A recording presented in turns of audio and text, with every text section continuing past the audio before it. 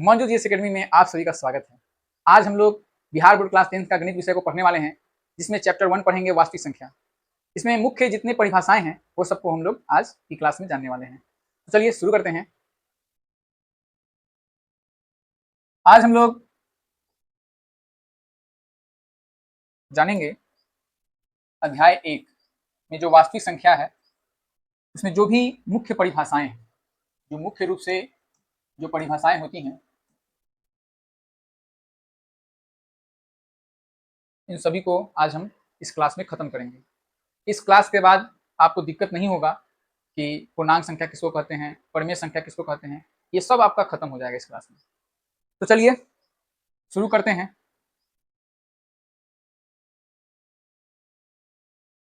सबसे पहले प्राकृत संख्या। गिनती करने के लिए प्रयुक्त संख्याओं को प्राकृत संख्या कहते हैं। इसका मतलब है कि गिनती की संख्याओं को हम लोग प्राकृत संख्या कहते हैं। जैसे 1, 2, 3, 4, 5, 6 जितनी भी संख्याएं हैं सब के सब जो है आपकी प्राकृत संख्याएं हैं। गिनती की संख्याएं जितने तक चले जाइए, 1, 2, 3, 4, 5, 6 अनंत तक चल जाइए, सब के सब जो आपका होगा वो प्राकृत संख्या होगा।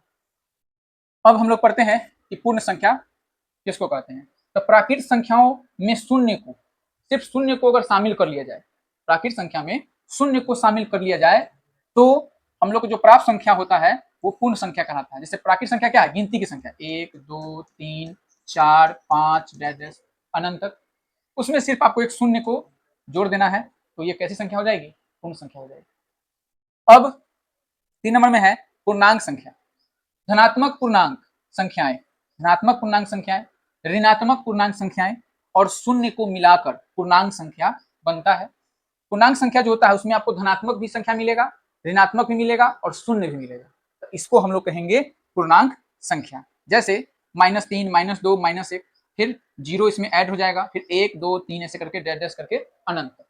ठीक है, तो एक और बात समझ लीजिए। जैसे इसमें है कि धनात्मक ऋणात्मक, तो धनात्मक कहने का मतलब है कि 1, 2, 3, 4 ऐसे करके अनंत तक, और ऋणात्मक कहने का मतलब है कि -1, -2, -3 ऐसे करके अनंत तक। ठीक है, और एक 0 को भी इसमें शामिल करना होता है, तब जाकर बनता है हमारा पूर्णांक संख्या।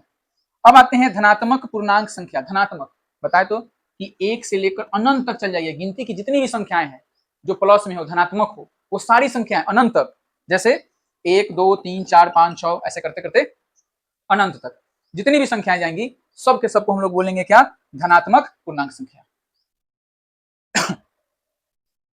ऋणात्मक पूर्णांक संख्या जो कि पहले हम बता चुके हैं कि -1, -2, -3, -4, -5 ऐसे करते करते आप लोग अनंत तक जा सकते हैं। सारी संख्याएं जो कि माइनस में है वो ऋणात्मक कहलाएगी पूर्णांक संख्या। ठीक है, अब हम लोग आगे बढ़ते हैं। परिमेय संख्या, जिस संख्या को P/Q के रूप में लिखा जा सकता है, जिस संख्या को P/Q के रूप में लिखा जा सकता है, जहां पे P और Q पूर्णांक हो, P और Q पूर्णांक हो, जहां पर Q not equal to 0 P/Q के रूप में होगा, और जहां पे Q not equal to 0, Q जो होगा वो 0 के बराबर नहीं होना चाहिए, तो उसे हम लोग कहते हैं परिमेय संख्या। उसे हम लोग कहेंगे परिमेय संख्या। जैसे 2/3, -5/7, 3/4, -2, 0, 7, तो ये 0 जो है वो परिमेय संख्या है। 0 परिमेय संख्या क्यों? क्योंकि किसी संख्या के बटा में अगर कुछ नहीं है तो उसके बटा में 1 होता है। जैसे 7 है तो 7 के बटा में कुछ नहीं तो 1 है। उसी तरह से 0 है तो 0 के बटा में कुछ भी नहीं है, इसका मतलब 1 है। तो ये सब क्या है? परिमेय संख्या है। और एक और बात जान लीजिए यहाँ पर कि पाई जो है ना वो अपरिमेय संख्या होता है। पाई अपरिमेय संख्या है, लेकिन वही 22/7 कर दिया जाए, पाई है आपका, पाई अपरिमेय संख्या है, लेकिन 22/7 जो आपका होता है वो परिमेय संख्या होता है। इस बात को आप लोग याद रखिए, इसमें कंफ्यूजन नहीं होना चाहिए। तो अपरिमेय संख्या किसे कहेंगे? तो जिस संख्या को P/Q के रूप में नहीं लिखा जा सकता है उसे हम लोग अपरिमेय संख्या कहते हैं। जिस संख्या को P/Q के रूप में नहीं लिखा जा सकता है उसे हम लोग कहते हैं अपरिमेय संख्या। जैसे √2, √3, √5 और पाई। पाई की संख्या है तो अपरिमेय है, लेकिन पाई का जो मान होता है 22/7 वो आपका परिमेय संख्या होता है। इस बात को याद रखिए, परीक्षा में पूछता भी है कि पाई की संख्या है तो पाई अपरिमेय है, लेकिन 22/7 परिमेय संख्या होता है। ठीक है, 8 नंबर में वास्तविक संख्या। सभी परिमेय संख्या और सभी अपरिमेय संख्या को हम लोग क्या कहते हैं? वास्तविक संख्या कहते हैं। सभी परिमेय संख्या और सभी अपरिमेय संख्या को जो मिला लीजिएगा तो वो बन जाएगा आपका वास्तविक संख्या। ठीक है, अब हम लोग आगे बढ़ते हैं। जैसे देख लीजिए 2/3, -4, 0, √2, √5, पाई, ये सब जो संख्या आपका हो गया, सब के सब आपका वास्तविक संख्या हो गया। अब है 9 नंबर में अभाज्य संख्या, एक से बड़ी। ध्यान दीजिएगा, एक से बड़ी होनी चाहिए वह प्राकृत संख्या जिसके केवल दो गुणनखंड हो, जिसके केवल दो गुणनखंड हो। कौन कौन? एक, और वो संख्या खुद, वो संख्या खुद एक हो, और वो स्वयं स्वयं माने खुद हो। जैसे मान लेते हैं 3 है, तो 3 जो होता है इसका गुणनखंड जब निकालिएगा तो 3 आएगा ना, तो 1 आएगा। सिर्फ 2 इसका गुणनखंड निकलता है। तो एक से बड़ी वह प्राकृत संख्या जिसके केवल दो गुणनखंड हो। जो तीन गुणनखंड कौन कौन होगा? एक होगा और खुद संख्या खुद होगा, यानी 1 और 3 होगा। तो एक और स्वयं वही संख्या हो, वो अभाज्य संख्या कहलाती है। जैसे 2, 3, 5, 7, 11 ऐसे करते करते 13 जा सकता है और आगे। तो सबसे छोटी अभाज्य संख्या की अगर बात करें, सबसे छोटी अभाज्य संख्या की अगर बात करें तो वो हमारा 2 हो जाएगा, सबसे छोटी अभाज्य संख्या।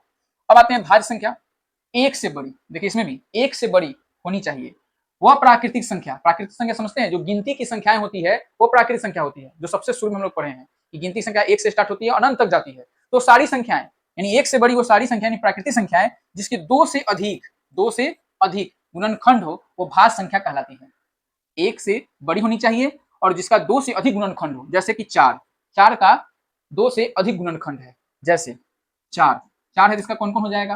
तो आप एक से भी काट सकते हैं इसको, 2 से भी और 4 से भी। इस प्रकार इसका 3 गो जो हो गया वो गुणनखंड हो गया। तो 2 से अधिक गुणनखंड जिसका होता है वो आपका भाज्य संख्या कहलाता है। और सबसे छोटी जो आपका भाज्य संख्या होगा वो आपका कौन हो जाएगा? 4 हो जाएगा। सबसे छोटी जो होगी आपकी वो हो जाएगी 4, सबसे छोटी भाज्य संख्या। ठीक है, अब हम लोग आगे बढ़ते हैं।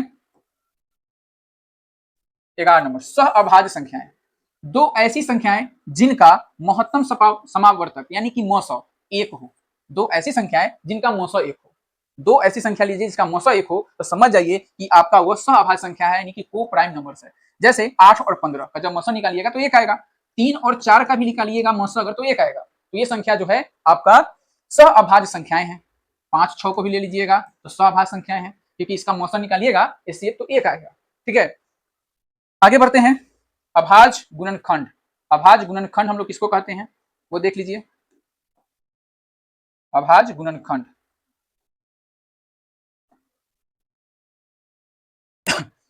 किसी संख्या को अभाज्य संख्याओं के गुणनफल के रूप में लिखने पर प्राप्त अभाज्य संख्याएं उसकी अभाज्य गुणनखंड कहलाती है।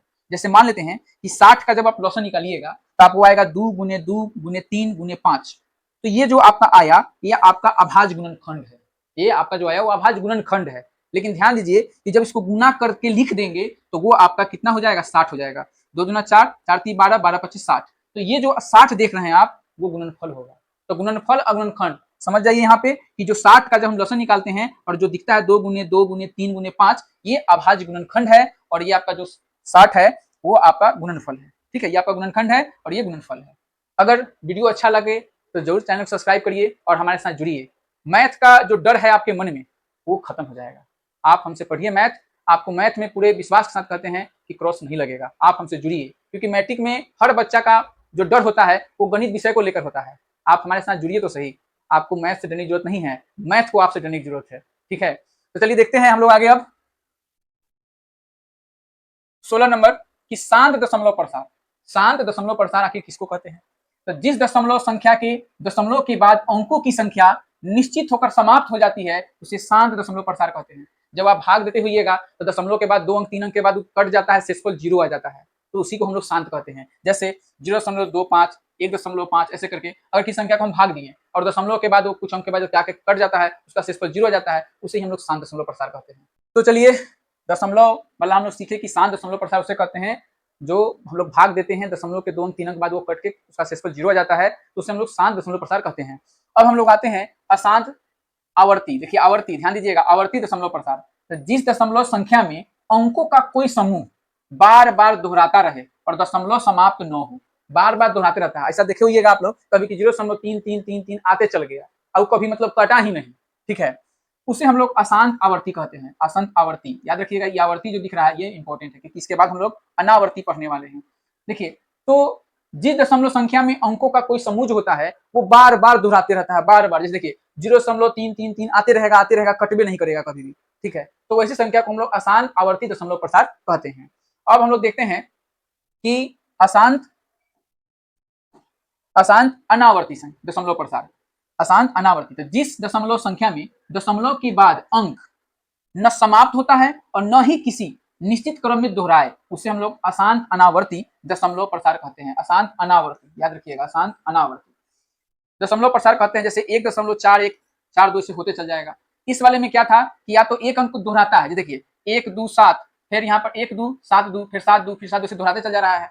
इसमें 3 3 3 3 लगातार आते जा रहा है, लेकिन इसमें ऐसा नहीं होगा। इसमें हमेशा नया नया संख्या आते रहेगा और ये कभी भी कटेगा नहीं। तो ये हो गया अशांत अनावर्ती दशमलव प्रसार। अब आते हैं भाजक। जो संख्या किसी दूसरी संख्या को पूरी तरह विभाजित कर दे, उसे हम लोग क्या कहते हैं? भाजक कहते हैं। जैसे 6 के भाजक कौन कौन हो जाएंगे? 1 2 3 6। ये 6 को काट सकता है, एक गुणनखंड है 6 का, जिससे 6 जो है पूरी तरह से कट जाता है। अब हम लोग आगे आते हैं। अगला है भाज्य। जिस संख्या को किसी दूसरी संख्या से विभाजित किया जाता है उसे भाज्य कहते हैं। जैसे 15 में अगर 3 से भाग किया जाए तो क्या होता है कि 15 जो है वो भाज्य है। जैसे यहाँ पर देखिए 3 से अगर आप 15 में भाग देते हैं तो 3 पचे 15 और ये कट के यहाँ पर 0 आ गया। तो जो ये 15 भाग दे रहे हैं 3 में, 15 भाग 3 में 15 जो है वो भाज्य है। 15 क्या हो गया आपका? भाज्य। ये आपका भाज्य हो गया। ठीक है, यही है। अब आते हैं भागफल। विभाजन करने पर प्राप्त परिणाम को भागफल कहते हैं। यानी कि 15 में अगर 3 से आप भाग करते हैं तो आपको जो 5 आता है वो भागफल आता है। जो यहाँ पर दिख रहा है आपको, ये भागफल हो गया। अब पहले हम लोग जो शेषफल पे आते हैं। शेषफल किसे कहते हैं? तो विभाजन के बाद बची हुई संख्या को शेषफल कहते हैं। जैसे 17 में अगर 5 से आप भाग करते हैं तो 2 शेषफल आता है, तो वही आपका शेषफल है। जैसे यहाँ पर आपका शेषफल कितना है? 0 आया है। तब हम लोग अब अगली क्लास में जानेंगे, टाइप बाय टाइप पढ़ेंगे। इस चैप्टर में जितने भी सवाल हैं सबको टाइप बाय टाइप पढ़ेंगे। ठीक है, तो अगले क्लास में जरूर आप आइए। धन्यवाद।